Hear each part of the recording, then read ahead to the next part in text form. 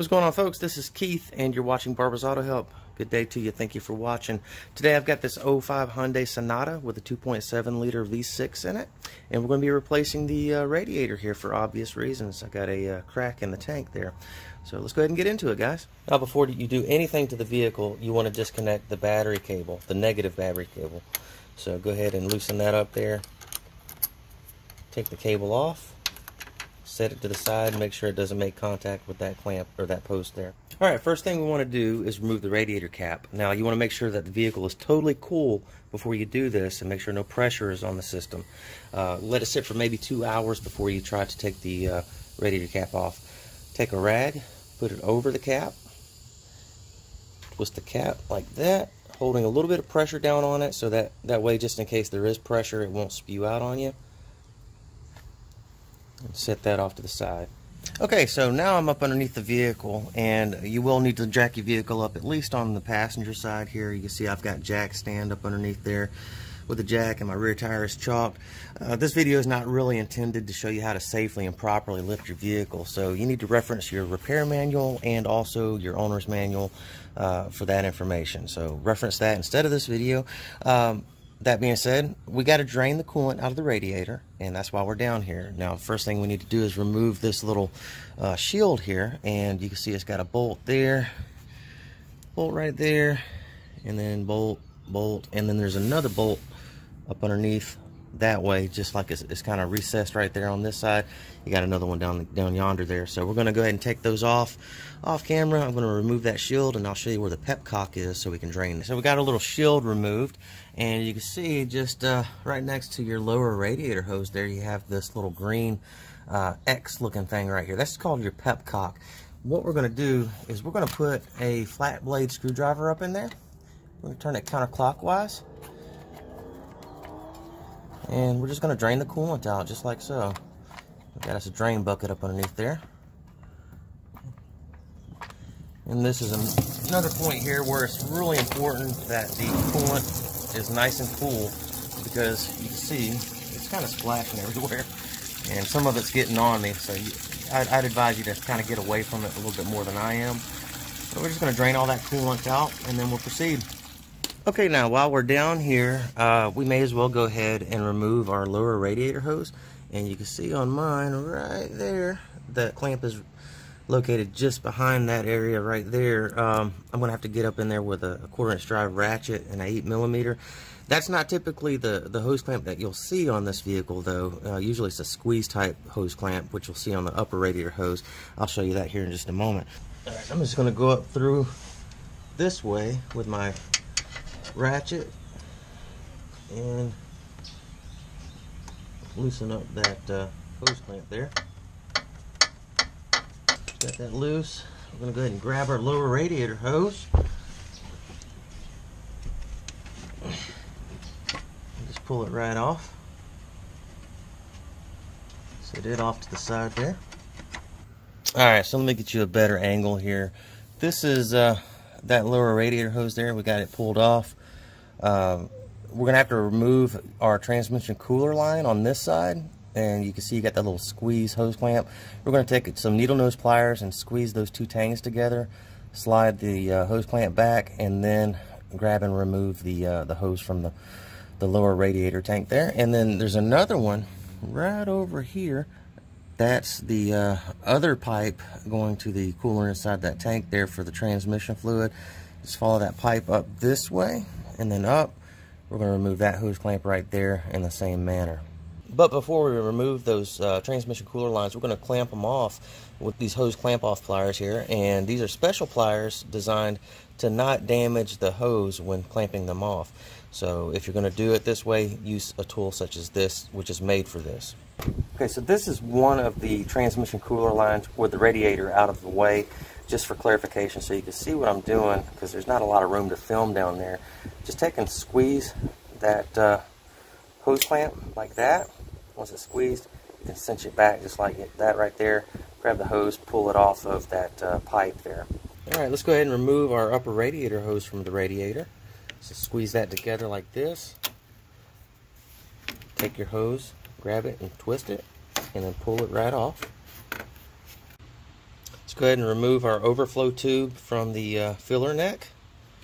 Now we need to disconnect our radiator fans. We've got a connector right there on this side and a connector right there on this side. And the way you do that, you see you got this little locking tang right here. I'll take and I'll squeeze the clamp or the connector right here. See that locking tang releasing? Once it's released, pull right out just like that. The other side is the same way. Okay, next thing we're going to do is remove our brackets, our mounting brackets. And on each side here you have a 12mm bolt. I'm going to go ahead and take those out.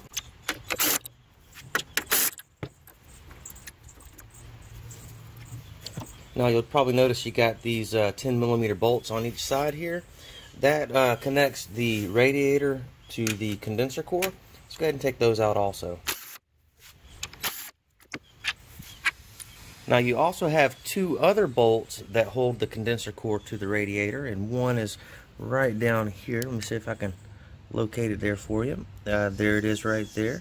So that's a 10mm, probably a 3 or 6 inch extension with a 10mm, and a ratchet should be able to get your hand down in there through there and loosen those bolts up. That's one, and the other one is right over here. And let me see if I can get a visual on that for you real quick. Alright, so something that will help you get that bolt right there is I took the whole thing, the radiator and condenser core, just lifted it up just a little bit and slid it this way, just ever so slightly. And you can see, because I did that, we can now see that that bolt down there, right in between there. So it's a little bit of a booger to get to, but it's right there. And on this bolt right here, I have a 3 inch extension with a 10mm on the end there. And I'm going right through here. Bring it back around like this. And I don't have any light down there, but this is how I'm going to get that bolt right there. Now on this bolt, I know it's going to be hard for you guys to believe, but I'm going to go down through here and get that bolt this way. So we're going to put that ratchet down in there and put that extension on over there to that bolt there, and remove it that way. And disconnecting this electrical connector right here and setting them off to the side, we'll open it up just, whoa, dropped it. We'll just open it up just enough where you can get your arm down in there, okay? And just so you can see this, I got a 3 inch extension right here.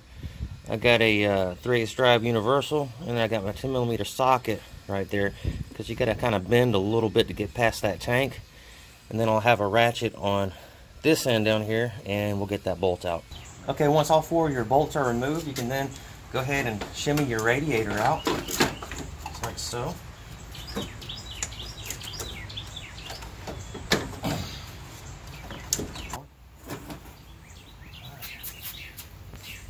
Okay, once you got your radiator assembly out with the fan assemblies on it, you're going to want to remove the fan assemblies from the radiator. And you got 3 10mm head bolts, one right there, there, and there. Remove those bolts, and then the fans just come right out. Okay, so remove this one first. Pull up on it. Pull it this way. You got these little tangs that go in those receptacles. Set that to the side. Same thing with this one. Pull up on the top, and then pull up. Set it off to the side. And also, while you're here, you probably noticed maybe 1 or 2 of these came out with the radiator. Those have to go back on the vehicle, so go ahead and take that off, set that to the side. We're going to use that later on. So here's our new radiator, and a couple things you want to check on this before you put it in. Just make sure nothing's broken on it, no earpieces are broke, or no cracks in the tank, anything like that, no punctures in the core, so on and so forth. You really want to check that before you put it in. It's very aggravating to put in a radiator and find out it was damaged after the fact. Also, these nuts here, I've seen on a lot of new radiators, these nuts might not be tight, so you want to put a wrench on those, make sure that they're snug. I don't have a torque specification for that, I do apologize. It's not super tight, but it is snug enough to where transmission fluid won't leak from those nuts there, so I can't be more descriptive than that. I apologize. Alright, we're going to go ahead and put our radiator fan assemblies in. One thing you want to watch out for, make sure that your nuts are in these little receptacles right here before you do this, because you've got to have something to screw into. Go ahead and take your larger of the 2 radiator fans and put it in place here.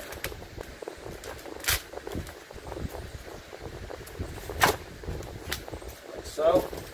Take your smaller of the two, slide it in place, just like so. And you can't put these in out of order or else you won't be able to bolt it up correctly right here. This radiator fan assembly is designed to sit over this one in relationship to this bolt hole right here. So I'm going to put these 3 bolts in and I'm going to snug them up. Now on the cooler lines, they got these little caps here. You need to remove those before you put the radiator back in. It'll just be easier. Now remember this thing that we took off the bottom of the radiator there? The other one stayed in the receptacle right there. The other one, of course, came out for the radiator. We want to make sure we put that back in place before we put the radiator in. And those receptacles are going to receive these little protrusions right here on the lower end of the radiator. And that'll keep it secure. Then put our radiator back in.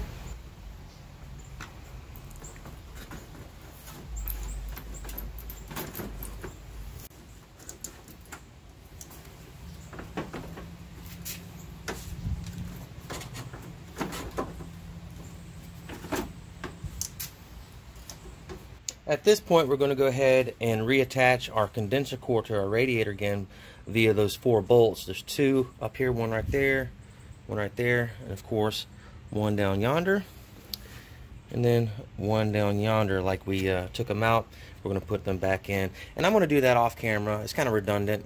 You guys know how it goes back in there. You may have to wiggle your condenser core and your radiator core to get the bolt holes to line up, but you know, just kind of work with it and you'll get it in there.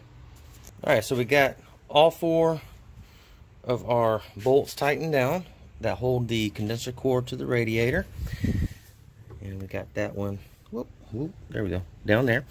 So all that's tight. Now what we need to do is we need to make sure those protrusions that I showed you on the bottom of the radiator, on the lower radiator tank, are in the hole. So you might have to move it around a little bit, get those in the holes there. And this is the shot of the bottom side here. You can see that protrusion's inside that bushing there, and so is that one right there. Now on these bushings here, I didn't go over this earlier, just make sure you put them in the same way they came out. There's only one way that they're supposed to go in. Now we're going to go ahead and put our brackets back on. Later. Yep.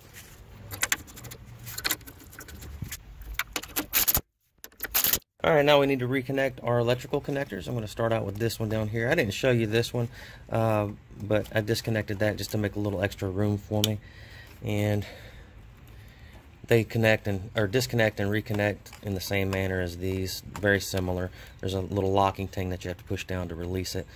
Make sure that these click into place when you're reconnecting them. Give them a little tug, make sure it's secure. Same thing on this side here. Try to find my connector. There it is. Make sure it clicks. Give it a little tug, make sure it's secure. Let's go ahead and reattach our upper radiator hose. We need to squeeze our spring clamp back together there, so we can do that. Let's go ahead and put it back on there. Slide it up just like that. And try to put the hose clamp back in the same position it was in to begin with. Seals up better.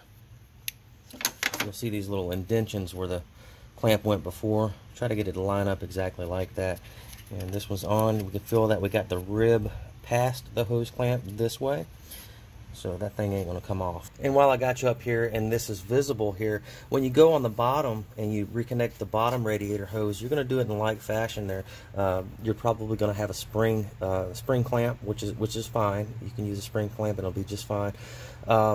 Mine's going to be a screw-in type hose clamp, so it's not going to be similar to this. But you want to make sure that the hose is all the way up. You see this little stop right here? And you want to make sure when your hose clamp on the bottom radiator hose, when it goes on, it's past that rib that you saw out here on the end of this nipple. So you got to get past that rib. That way you get adequate clamping force on the part of the nipple that's supposed to be clamped on. So that way you don't have any leaks. Let's go ahead and reconnect our overflow tube here.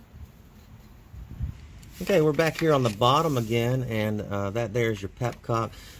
It's probably going to be tight to begin with, but just in case, I'm going to put a screwdriver in there and just kind of snug it down.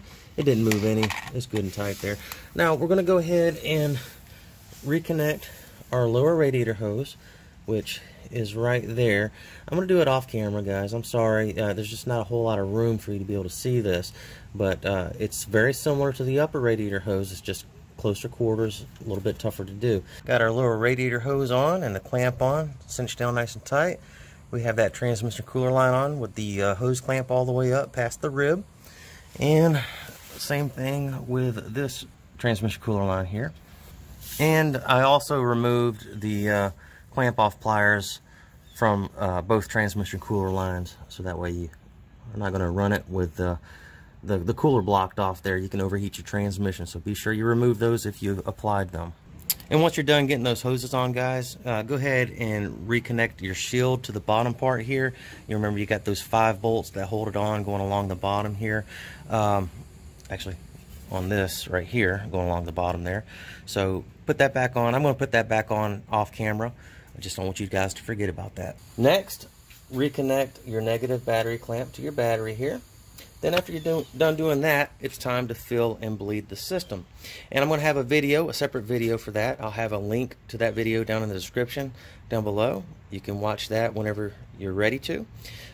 And after you're done filling and bleeding the system, guys, you need to pressure test the system to make sure it's not leaking. You need to check all of your hoses, upper radiator hose, lower radiator hose.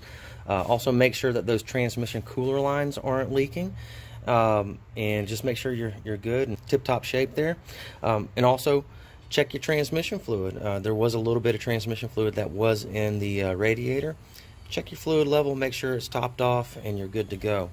And of course, after you're done filling and bleeding the system, you put your radiator cap back on. That's a no-brainer there. And you also need, if you have it up on jack stands, take the car back down, get it off the jack stands, and be sure all that stuff's out of the way before you attempt to drive the vehicle. That's pretty much it for this video here. If you have any questions, please comment down below. Be happy to get back to you as soon as I can. Also, please read the entire description of this video before you attempt this or apply any of this knowledge. There's more very important information down there that you need to know before you attempt this.